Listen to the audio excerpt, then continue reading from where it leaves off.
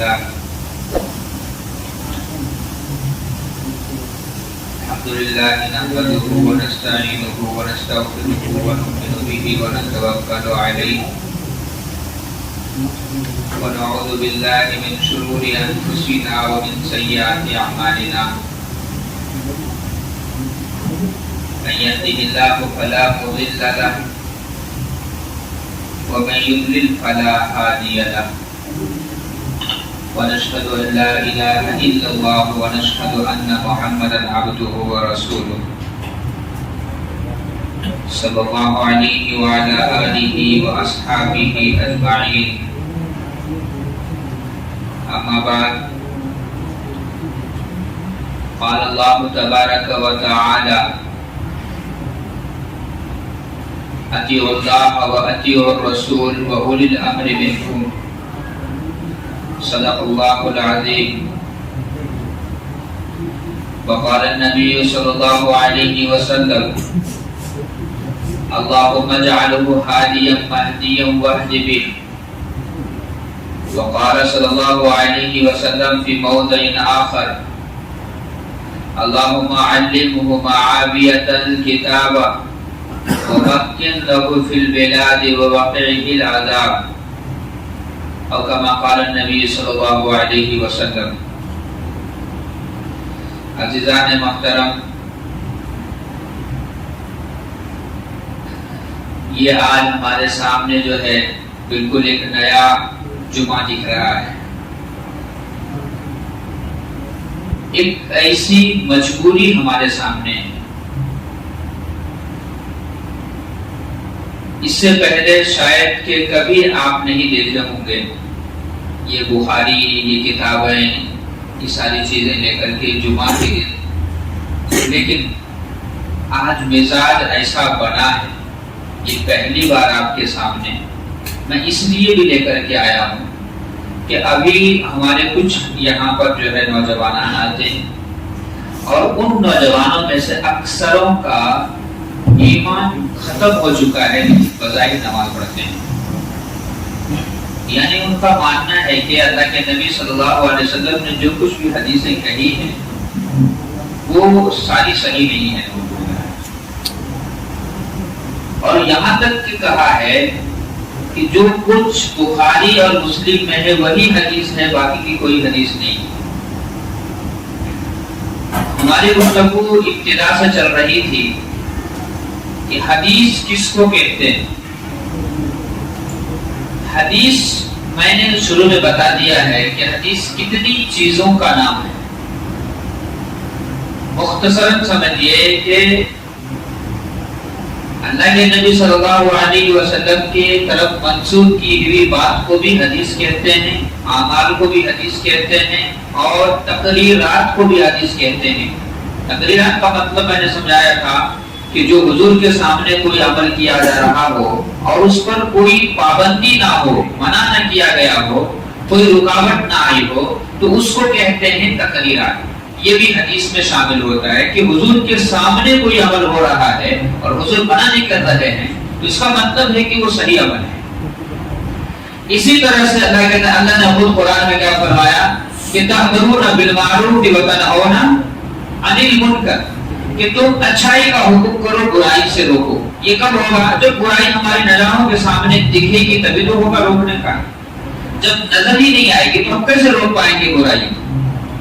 اور اچھائی کا حکم تو ہر آدمی کرتا ہے، ہر جگہ سے کرتا ہے. جیسے کہ ابھی مسجد کے خطبوں سے ہوتا ہے، ویڈیو ریکارڈنگ سے ہوتا ہے، یا پھر اسی طرح سے جو ہے بیانات سے ہو جاتا ہے، جلسے جلوس سے ہو جاتا ہے، اجتماعات سے ہو جاتا ہے.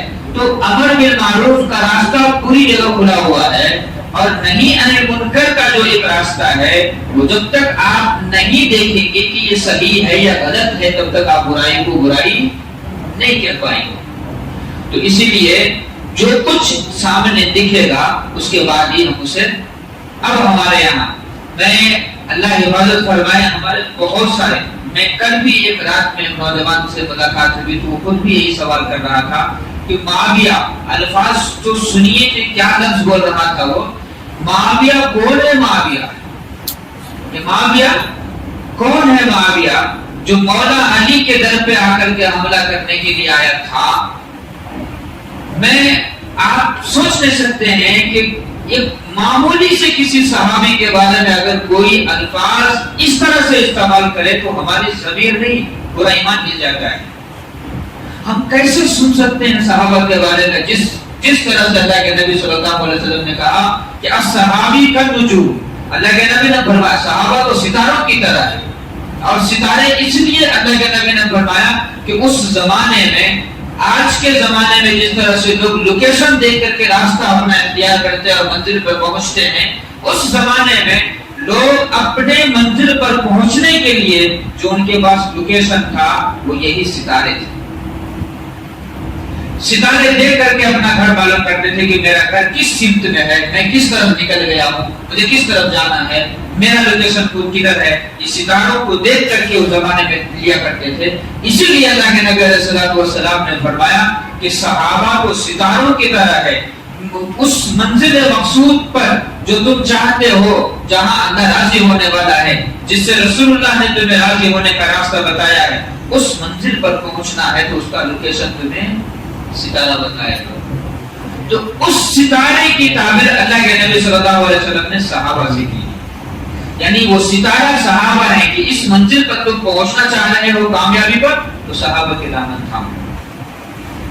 جب صحابہ کے بعد تابعین کا مقام و مرتبہ سب سے زیادہ ہے، اور تابعین میں سے کتنے ایسے ولی تابعین گزرے ہیں جن کی ایک کتاب میں بھی صحابہ کے بارے میں کوئی اونچ اور نیچ کا الفاظ نہیں لکھا ہوا ہے، تو 1400 سال 1500 سال کے بعد آج ہم پیدا ہو گئے کہ ہم ان کے الفاظ کو توڑنے لگے۔ آج ہم اتنے ذہین اور اتنا عالم اور اتنے بڑے سمجھدار ہو گئے۔ حضرت عبداللہ بن عباس رضی اللہ تعالیٰ عنہ فرماتے ہیں، جو مفسر قرآن تھے صحابہ میں، مفسر قرآن شمار ہوتے تھے، وہ کہتے ہیں کہ میں اپنی زندگی میں معاویہ رضی اللہ تعالیٰ عنہ سے بڑا عالم کسی کو نہیں دیکھا ہے نبی علیہ السلام کے بعد۔ نبی صلی اللہ علیہ وسلم کا ابھی اس وقت میں نہیں ہے بات، آپ کی بات کو ہٹائیے، ابھی تھوڑی دیر کے لیے اللہ کے نبی صلی اللہ علیہ وسلم کی بات، کیونکہ آپ تو سب سے اونچے، آپ کا مقام و مرتبہ تو کوئی صحابہ بھی نہیں پہنچ سکتے، لیکن ابھی بات چل رہی ہے صحابہ کی۔ تو چونکہ ہمارے درمیان جو ہے حضرت امیر معاویہ کا مسئلہ چل رہا ہے، ابھی بہت سارے ایسے ویڈیو میں چل رہے ہیں، کوئی کہہ رہا ہے یہ ہے، کوئی یہ کہہ رہا ہے، اور آج ایک ماحول بن گیا ہے کہ ہمارا ایمان اور ہم جو چل رہے ہیں، ہمارا ایمان صرف اور صرف یہ بخاری ہے۔ اور یہ بخاری کے ہم جانتے ہیں، آج میں کتاب لے کر کے آپ کو دکھا دوں کہ یہ بخاری شریف ہے، بھائی دیکھ لو، اور جو بھی بات کہوں گا تو سامنے والوں کو بالکل یہ ہو جائے گا کہ آپ بخاری سے ہی بولنے پڑے، ہوگا نہیں ہوگا، کیونکہ میرے ہاتھ میں کتاب ہے۔ یہودیوں کے زمانے میں صلاح الدین ایوبی رحمۃ اللہ علیہ کا دور تھا، تو صلاح الدین ایوبی رحمۃ اللہ علیہ کے زمانے میں ایسے مساجد کے اندر عیسائی بیٹھ کر کے قرآن ہاتھ میں لے کر کے عیسائیت سکھاتے تھے۔ آپ پڑھیے کتابیں، نہیں ان کی بے شمار تعلیم کے اوپر کتابیں لکھی ہوئی ہے صلاح الدین ایوبی رحمۃ اللہ علیہ کا۔ اس کتاب میں ایمان فروشوں کی داستان کی کتاب ہے، اس میں بھی لکھا ہوا ہے تاریخ میں کہ اس زمانے میں عیسائی اپنے مشن کو کام کر آگے بڑھانے کے لیے ایسا ہی کیا کرتے تھے، اپنے ہاتھ میں قرآن کو لیتے تھے لیکن تقریر اپنا کرتے تھے۔ آج بھی وہی دور چل رہا ہے، آج بھی وہی زمانہ دوڑ کر کے آیا ہے کہ آج اسلام کو اور ایمان کو اور سنت کو ختم کرنے کے لیے، حدیث سے لوگوں کا ایمان بھٹکانے کے لیے یہ بخاری کا حوالہ دیتے ہیں۔ میں یہ پوچھتا ہوں کہ یہ امام بخاری بھی جو ہے حضور کے 800 سال کے بعد لکھے، حضور صلی اللہ علیہ وسلم کی دنیا سے پردہ فرمانے کے 800 سال کے بعد یہ بخاری شریف لکھی گئی ہے۔ اگر ہمیں دوسری کتاب پہ شک اور ڈاؤٹ ہے تو اس پہ کہاں سے ہمیں یقین ہو جائے؟ ہم اس پہ کیسے یقین کر سکتے ہیں کہ یہ پوری صحیح کتاب؟ لیکن ہمارا ایمان ہے کہ حضور کی جتنے بھی احادیث اور فرمودات ہے سب صحاح کے اندر بند ہے۔ اس جیسی تاریخ میں آج تک کوئی ثبوت نہیں ہے، جتنی مضبوطی سے کتاب میں احادیث کو جمع کیا گیا ہے اتنی مضبوط سے کوئی تاریخ آج تک محفوظ نہیں ہے۔ یہ تو تاریخ داں بھی لکھتے ہیں کہ جتنا محفوظ ایک ایک روایت کو، میں نے بتایا تھا روایت کسے کہتے ہیں، ایک ایک راوی کی پوری زندگی کو اٹھا کر کے دیکھا گیا، بچپن سے لے کر کے عمر ختم ہونے تک ان کا ساتھی کون ہے۔ اگر کوئی ساتھی ان کا برا بھی ملا تو ان سے حدیث دینا چھوڑ دیتے تھے۔ میرا ساتھی میرا یار اگر کوئی شرابی ہے یا جھوٹ بولنے والا ہے تو مجھے اس وجہ سے نیک ہونے کے باوجود بھی چھوڑ دیتے تھے کہ ان کا ساتھی جب صحیح نہیں ہے پھر بھروسہ کیسے کر سکتے ہیں. اتنی حفاظت سے احادیث کو لیا گیا ہے. اور ان حدیثوں میں سے بخاری اور مسلم کو اس لیے ہائی لائٹ رکھا گیا ہے کہ اس میں جتنا کم روایت ہے، یعنی حضور صلی اللہ علیہ وسلم سے سننے والے صحابہ تھے، صحابہ سے سننے والے جو اور دوسرے صحابہ تھے، ان کے درمیان میں جتنا کم وقفہ تھا، ایک صحابی سنے، دوسرے صحابی سنے، تیسرے صحابی سنے، چوتھے صحابی سنے، ایک چوتھے صحابی کے درمیان میں ایک حدیث ہے کہ ایک صحابی سنے، دوسرے صحابی سنے، تو یہ 4 صحابی سے جا کر کے صحابہ اللہ کے نبی صلی اللہ علیہ وسلم تک پہنچتا ہے. اور یہ بات ایک دوسرے صحابی کے بعد اللہ کے نبی صلی اللہ علیہ وسلم تک جا کر کے بات پہنچتی ہے کہ میں نے حضور سے ڈائریکٹ سنا ہے. یہ بھی کہتے ہیں کہ میں نے بھی حضور سے سنا ہے. اب ان دونوں کو رکھا گیا، ان دونوں میں دیکھا گیا کہ یہ بات کتنے صحابہ سنے اور یہ بات کتنے صحابہ سنے. اس میں سب سے زیادہ تعداد ہوئی، یہ صحابہ سنے، وہ صحابہ سنے، اتنے صحابہ کا مجمع سنے ہیں. اس حدیث کو حضرت امام بخاری رحمۃ اللہ علیہ نے کہا کہ میں اس میں جمع کرنا چاہتا ہوں. جس کو زیادہ صحابہ سنے ہیں، جس کا زیادہ کم وقفہ ہے اللہ کے نبی علیہ السلام کے درمیان سے، اور یہ بھی حدیث ہی ہے. اگر اس کو کہیں گے کہ یہ حدیث نہیں تو ایک الزام لگا رہے ہیں کہ اللہ کے نبی نے جھوٹ بولا ہے، پھر ہمارا ایمان کہاں رہ جائے، پھر ہم مسلمان کہاں رہ جائیں. اس لیے ہمارا ایمان ہے کہ ہم جتنی بھی کتابیں ہیں صحاح ستہ کی سب کے سب احادیث ہے، سب کے سب حدیثیں ہیں، اور جو حدیث ہے اس پہ کسی کا کوئی کلام نہیں. ہاں، ہر زمانے میں لوگ اس میں نہ کچھ غلطیاں اور اس میں کچھ خامیاں نکالنے کی کوشش تو کی ہے. تو وہ لوگ کیا کرتے ہیں، اس میں اپنی بات عربی میں ایک زمانہ تھا، میں سنایا تھا شاید یہ واقعہ آپ کو، کہ شیعوں کا دور تھا ہندوستان میں. اکبر بادشاہ کا زمانہ چل رہا تھا اور اکبر بادشاہ جو تھے بالکل پڑھے لکھے نہیں تھے. ہمارے زبان میں کہتے ہیں ہیبٹ کی سب کے، یعنی بالکل ان پڑھ تھے. تو اکبر کچھ پڑھنا لکھنا نہیں جانتے. تو اس کی مجلس میں جو ہے، اکبر بادشاہ کی مجلس میں بہت بڑے نیک آدمی تھے، بہت نیک آدمی تھے.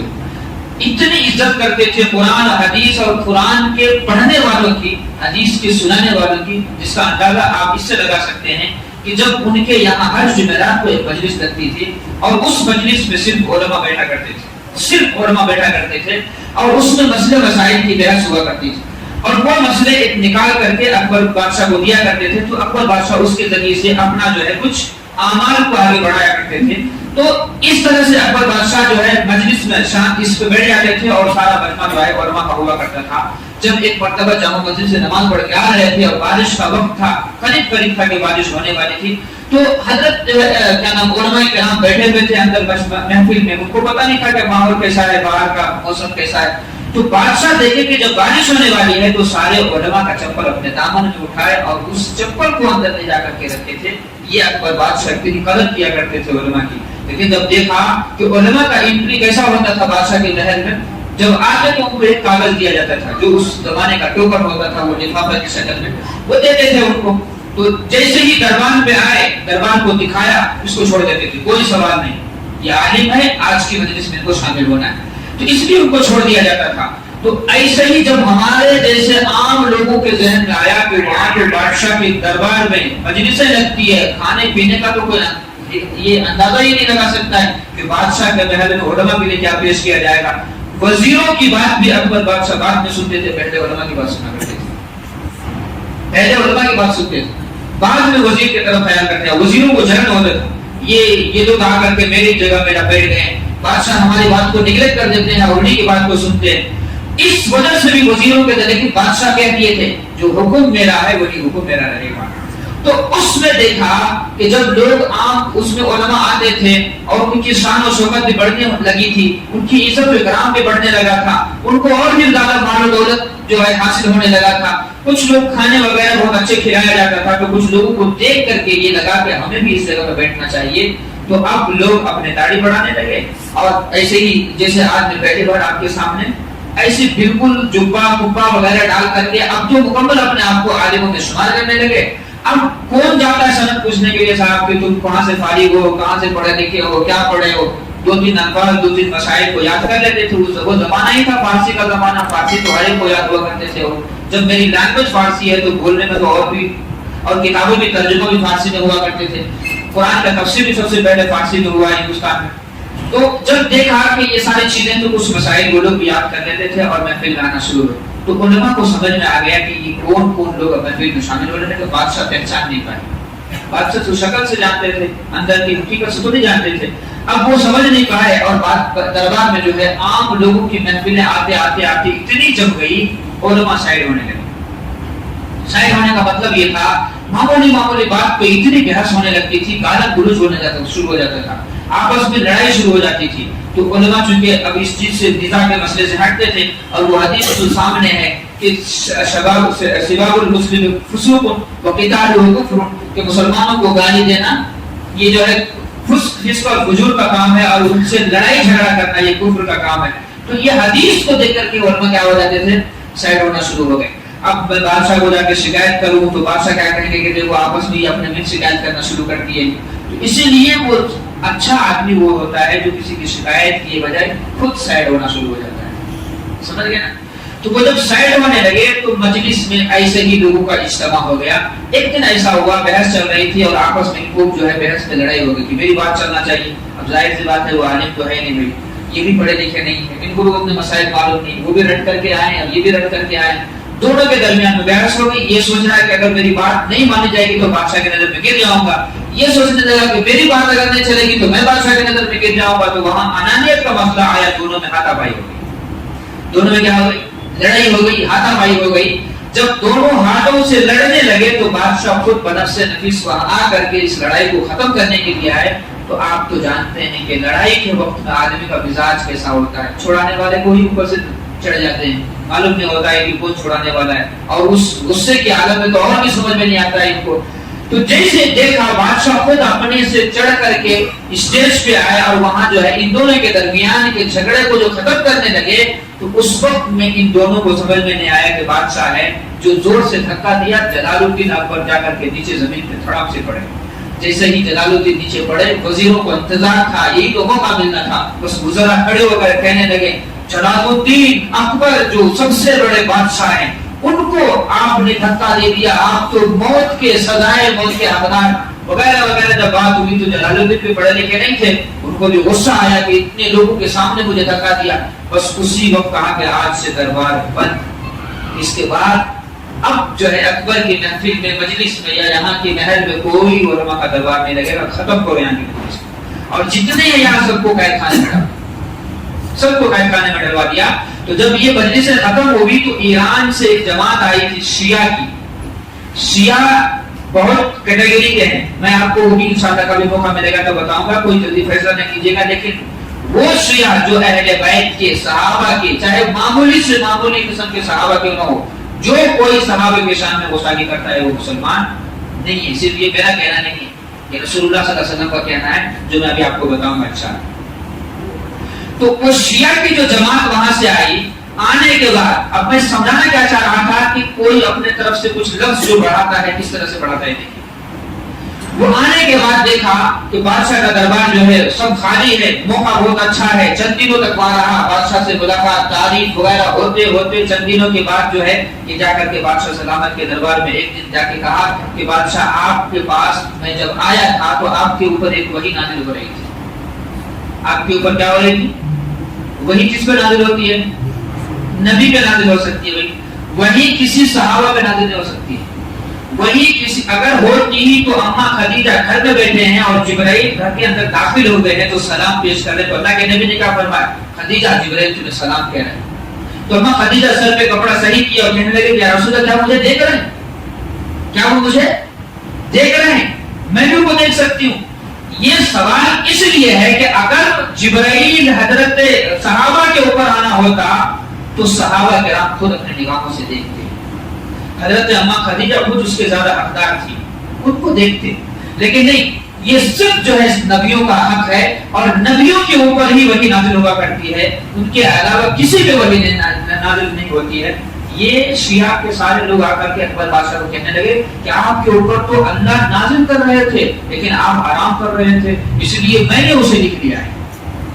وہی نازل کس کے اوپر ہو رہی ہے اور لکھ کوئی اور رہے ہیں, تو کہے کہ میں نے وہ وہی لکھ لیا. کہا کہ کیا ہے وہی سنو. اب ایک آدمی ہے جو اللہ کے بارے میں سنے گا کہ میرے اوپر اللہ وہی نازل کر رہا ہے یا میرے لیے اللہ رحمت کی یہ کر رہا ہے, کون خوش نہیں ہوگا.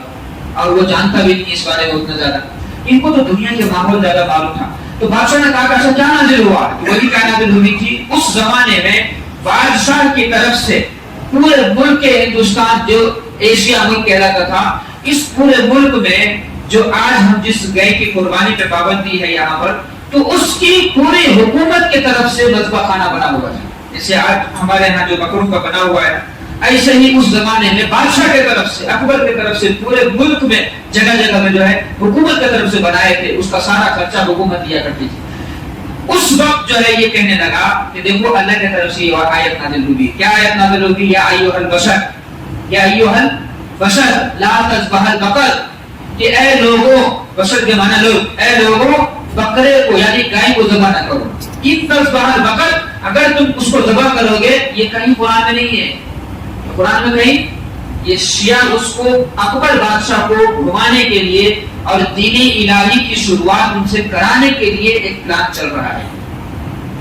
اس طرح سے ان کے پاس آ کر کے کہا کہ اگر تم کرو گے تو اس کے بعد تمہیں سزا دی جائے گی. یہ بات ہونے کے بعد بادشاہ اپنی طاقت سے پورے ملک میں ہر جگہ پر جو ہے گائے کی قربانی پہ پابندی لگوائی اسی زمانے.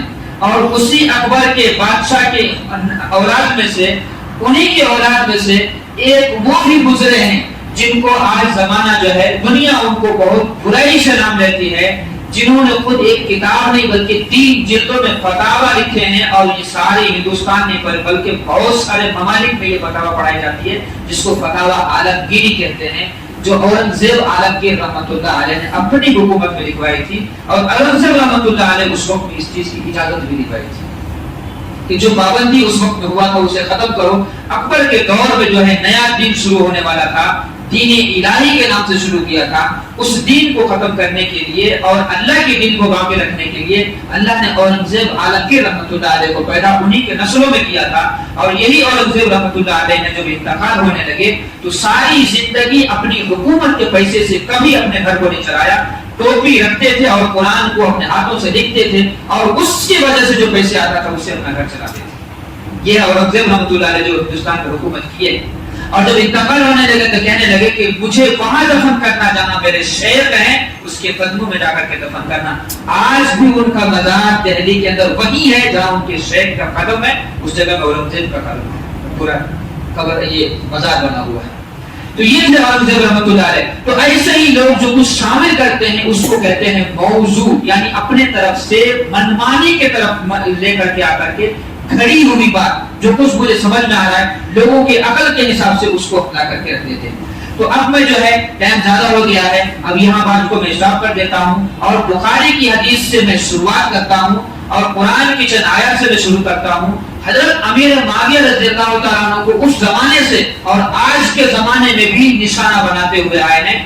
سب سے پہلے یاد رکھ لیجیے, کسی بھی صحابی کے بارے میں اگر میں نے کچھ ذرا برابر بھی دل میں خدشہ ظاہر کیا تو یاد رکھ لیجیے اللہ نے قرآن میں فرمایا فزادہ اللہ مرضا, میں اس کی بیماری کو, اس بیماری کو ختم نہیں کروں گا, بڑھاتا جاؤں گا یہاں تک کہ جہنم کا ایندھن بنا کر کے چھوڑوں.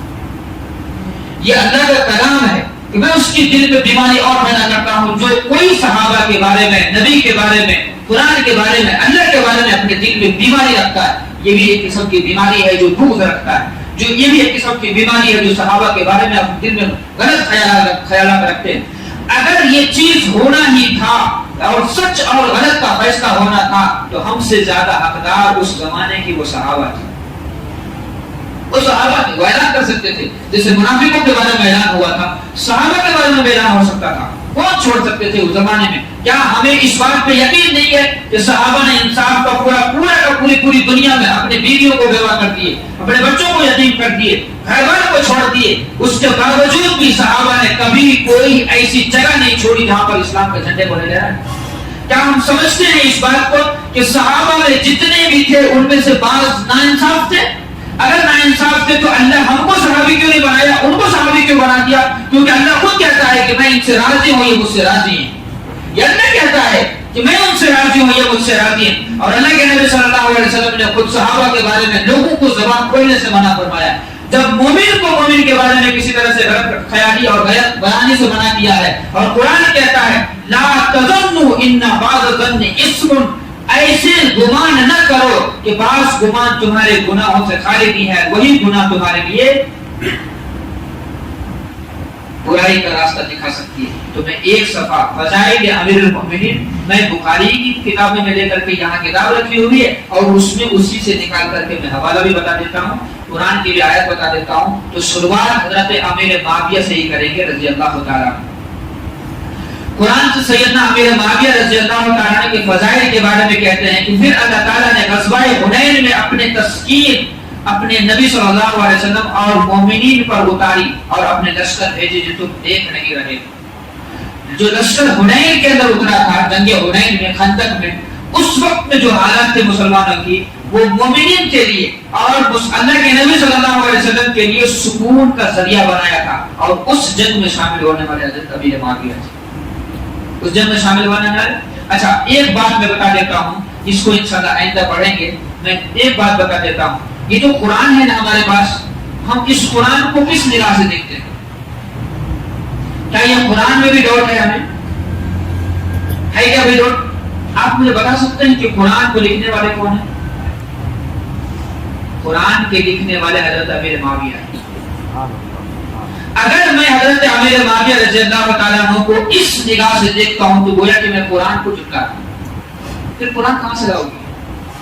جن کی لکھی ہوئی قرآن پڑھ رہا ہے۔ حضرت ابن عباس رضی اللہ تعالیٰ عنہ فرما رہے ہیں کہ میرے صحابہ میں سب سے بڑے، جو صحابہ میں اپنے آپ کو میں سمجھ رہا ہوں کہ جو سب سے بڑے عالم تھے وہ حضرت میرے معاویہ تھے۔ اللہ کے نبی نے فرمایا کہ جو سمندری میدان میں جو سب سے پہلا جہاد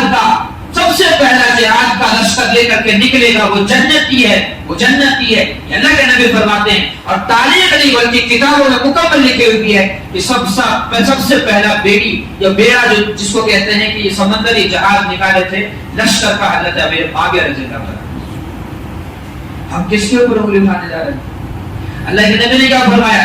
یہ دیکھیے اللہ کے نبی صلی اللہ علیہ وسلم کیا فرماتے ہیں۔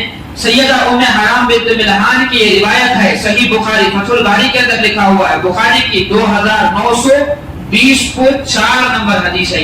کیا فرمایا؟ میری امت کا پہلا لشکر جو سمندری جہاز کے سفر پر روانہ ہوگا اس کے لیے جنت واجب ہو گئی ہے، اور اس کا یاد رہے کہ سب سے پہلے سیدنا حضرت امیر معاویہ رضی اللہ تعالیٰ عنہ نے یہ سمندر کا سب سے پہلا جہاد کا سفر کیا۔ آگے اللہ کے نبی فرماتے ہیں کہ اللہم علم معاویہ، اے اللہ معاویہ کو کتاب کا علم سکھا، اے اللہ اسے ملکوں کی حکومت عطا فرما اور اسے عذاب سے بچا۔ یہ دعا کون کر رہے ہیں؟ حضور صلی اللہ علیہ وسلم کر رہے ہیں۔ اور آج ہمیں حضرت معاویہ کو، وہ معاویہ کون ہے؟ معاویہ کا فیصلہ کون کر رہے ہیں؟ ہم جسے ہزاروں گناہ کرنے والے کی نگاہ اٹھے تو گناہ ہو رہی ہے، زبان کھلے تو گناہ ہو رہی ہے، وہ آج حضرت معاویہ کے بارے میں یہ فیصلہ کر رہے ہیں۔ میں کہتا ہوں یہ جو بخاری کے جو رٹ لگاتے ہیں نا، مجھے بخاری کے اندر سے بھی وہ ساری باتیں دکھائے، وہ پڑھتے نہیں ہیں، وہ کسی کی بات سن لیتے ہیں، وہ بیچارہ جھوٹ بولتا ہے۔ کون جاتا ہے وہ کتاب پڑھنے کے لیے؟ کسے آتی وہ عربی پڑھنا؟ کوئی بھی پڑھتا نہیں ہے۔ میں آج سب سے کہہ رہا ہوں انشاءاللہ یہ کتابیں آج کے بعد سے یہی رہے گی، جس کو بھی کتاب بخاری یا صحیح مسلم کے بعد میں بھی کسی صحابہ کے اوپر کوئی بات آنے ہو یا کہنا ہو، وہ ڈائریکٹ یہاں کر کے مجھ سے کہے، انشاءاللہ میں اس کو بخاری سے دکھاتا ہوں، آپ مجھے دکھائے کہ بخاری میں کہاں صحابہ کے بارے میں لکھا ہے۔ اب حضرت معاویہ کے فضائل میں چلیں گے انشاءاللہ ایک دو جمعہ تک، لیکن ایک دو بات میں عرض کر دیتا ہوں، بات کو ختم کر دیتا ہوں۔ اللہ تعالیٰ ہمیں اور ہم سب کو بھی سارے صحابوں کے اوپر اور جو کچھ بھی اللہ تعالیٰ نے ہمیں ایمان کا اور مضبوط رہنے کا ذریعہ بنایا ہے اس پر مکمل ایمان رکھنے کے توفیق عطا فرمائے۔ ہم ہندوستان کے اس دن میں چل رہے ہیں جس کو 26 جنوری کہتے ہیں، یہ بھی ایک تاریخ رکھتا ہے۔ یاد رکھنا چاہیے کہ جب انگریز بیٹا انگریز ماں دونوں آپس میں بات کر رہے تھے، اور وہ بھی شاملی کے بعد پیچھے کا حصہ جو اس کا تھا جس میں حضرت ضامن شہید رحمت اللہ علیہ تھے، تو انہوں نے سنا اس بات کو کہ دیکھو آپس میں بات کر رہے کہ تم سے اچھا تو بہن سے بات کر رہے کہ میری ماں لگتی ہے، تم سے اچھا تو اچھی تو میری ماں لگتی ہے۔ یہ بے حیائی کی اس حد تک جا کر کے کہہ رہے ہیں جو ایک میاں بیوی بات کرتے ہیں۔ تب اس وقت میں انہوں نے کہا کہ اب جو ہے ہندوستان سے ان انگریزوں کو باہر نکالنا ہمارے لیے فرض ہو چکا ہے، اور اسی فرضیت کا نام جہاد ہے کہ اس کو اپنے ایمان بچانے کے لیے، اپنے بہنوں کی عزت بچانے کے لیے، اور اپنے ملک کی حفاظت کرنے کے لیے، اپنے ملک کو غلامی سے بچانے کے لیے ہم اگر اس وقت میں آگے نہیں بڑھے تو یاد رکھنا کل کے دن ہماری بھی اولاد نعوذ باللہ آ کر کے کہے گی کہ میری بہن سے اچھی تو میری ماں لگتی ہے۔ یہ بے حیائی کا مکمل طریقے پر پردہ ہٹا دیا تھا انگریز، جو آج بھی دور میں چل رہا ہے۔ وہاں کی نسلیں بھی محفوظ نہیں ہیں، کئی ایسی نسلیں ہیں جن کے باپ کا کوئی پتہ نہیں، جن کے ماں کا کوئی پتہ نہیں۔ آج ہمارے یہاں چل رہا ہے، ہمارے بہت قریب میں یہ ویسندر کا علاقہ ہے، وہاں پر 2-3 دن پہلے ہی ایک واقعہ پیش آیا۔ چھوٹی سی 1 دن کی بچی ہے، جس بچی کو جو ہے ایک اپارٹمنٹ کے دونوں اپارٹمنٹ کے بیچ میں چھوٹی بچی کو رات بھر چھوڑ دیے تھے، بلیاں اسے لوچ لی ہے، چوہے قتل لیے ہیں، صرف بچی ہونے کی وجہ سے اسے زمین سے وہاں اپنے گھر سے پھینک دیے تھے۔ یہ واقعہ ہمارے محلے کا، ہمارے یہاں کا چل رہا ہے۔ آج یہ سب دور کیوں چل رہا ہے جان رہے ہیں؟ یہی سب دین بیزاری کی وجہ سے، یہی رسول اللہ سے نفرت کی وجہ سے، یہی صحابہ سے نفرت کی وجہ سے چل رہا ہے۔ ہمارا دل جب مردہ ہو جائے گا نا تو یہ اچھائی ہمیں دکھے گی نہیں، یہ سب چیزیں ہمیں کیا لگنے لگے گی؟ معمولی لگنے لگے گی۔ ہمارے وقت کا چل رہا ہے یہ۔ اسی لیے میرے بھائیوں میں کہہ رہا ہوں وہ دور واپس ہونے والا ہے، یہ ٹیکنالوجی ختم ہونے والی ہوگی، قیامت کے قریب ہوگا۔ اللہ کے نبی نے فرمایا سیعود، وہ زمانہ واپس لوٹ کے آئے گا جو زمانہ نبی صلی اللہ علیہ وسلم کے زمانے میں تھا۔ یہ سارے ٹیکنالوجی ختم ہو جائیں گی۔ آج وہی چل رہا ہے۔ اپنے بچیوں کو کس حال میں چھوڑ رہے ہیں؟ کیا ان کو ماں کو ذرا برابر بھی رحم نہیں تھا؟ ذرا بھی ان کو رحم نہیں آیا کہ میں جس کو 9 مہینے اپنی موت اور زندگی سے لڑ کر کے پیدا کی تھی، اس کو سینے سے، وہ بھی تو ایک بیٹی ہے، اس کی بھی ماں تو اسے دیکھ سکتی تھی۔ لیکن آج دلوں سے یہ چیزیں جو ہے ختم ہوتی جا رہی ہے۔ اسی لیے آج شریعت ہمیں اس جگہ پہ لا کے کھڑا کر رہا ہے کہ تم بار بار سنو، فذکر فإن الذکریٰ تنفع المؤمنین، بار بار سنو، مومنوں کو یہ فائدہ دے گا اور انہیں جھنجھوڑے گا۔ اسی لیے میرے بھائیوں، ہندوستان کے وقت میں یہی بے حیائی کا ماحول چل رہا تھا، اور بھی کئی واقعے ایسے ہوئے ہیں جو بغیر شادی کے بچے پیدا ہوتے ہیں، اس کو پھینک دیتے ہیں، بیچ دیتے ہیں، کچھ بھی کر لیتے ہیں۔ ایسے ہی یہی وجہ سے میرے سامنے خود ہمارے وائٹ فیلڈ کا ایک نوجوان آیا، حضرت میرا بھی نکاح پڑھا کرو، میرے 2 بچے ہو گئے۔ بھائی تمہارا نکاح پڑھاؤ، 2 بچے؟ حضرت میری بڑی بچی جب مدرسے کو واپس جا کر کے واپس لوٹ کے آئی نا تو ابا مجھے بولے، ابا مجھے سنو میں کیا پڑھ رہی ہوں، سورہ فاتحہ پورا سنائی۔ میری بچی میرے آنکھوں سے آنسو جاری ہو گئے۔ کیوں؟ کیا واسطے روئے؟ حضرت میں خود بے نکاح ہو کر کے میں اولاد پیدا کر رہا ہوں، میری بچی میرے سامنے قرآن پڑھ رہی تھی، مجھے برداشت نہیں ہوا، تمہیں میرے نکاح پڑھا۔ یہ حال کو ہمارے نوجوان چل رہے ہیں۔ اس لیے میں سب سے کہہ رہا ہوں کہ جو کوئی اس حال میں چلے گئے ہیں اللہ معاف فرمائے، لیکن انہیں آج بھی یہ نہیں بھولنا چاہیے کہ شریعت آج بھی زندہ ہے، کل بھی زندہ تھا، انشاءاللہ قیامت کی صبح تک زندہ رہے گا۔ آپ جس وقت میں بھی بلائیے، 2 لفظ پڑھانے کے لیے، 2 لفظ کلمہ پڑھانے کے لیے کوئی دیر نہیں ہے۔ ہم فوراً ان کو جو ہے انشاءاللہ حلال راستے پر لا کر کے کھڑا کر دیں گے۔ لیکن یاد رکھیں، کوئی بھی نوجوان اپنے ماں باپ اور اپنے بھائی بہن اور اپنے گھر کے ذمہ داروں کے خلاف قدم اٹھاتے ہیں تو یہ حال ہوتا ہے۔ اب بہت ساری برائیاں جنم لیتی جا رہی ہے، اسی لیے یہ ماحول پیدا ہوتا جا رہا ہے۔ اللہ تعالیٰ ہم سب کو حفاظت فرمائے، ہماری اولاد کو، ہماری نسلوں کو بھی اللہ ان برائیوں سے بچائے۔ اللہ تعالیٰ ہم سب کو بھی اپنے نبی صلی اللہ علیہ وسلم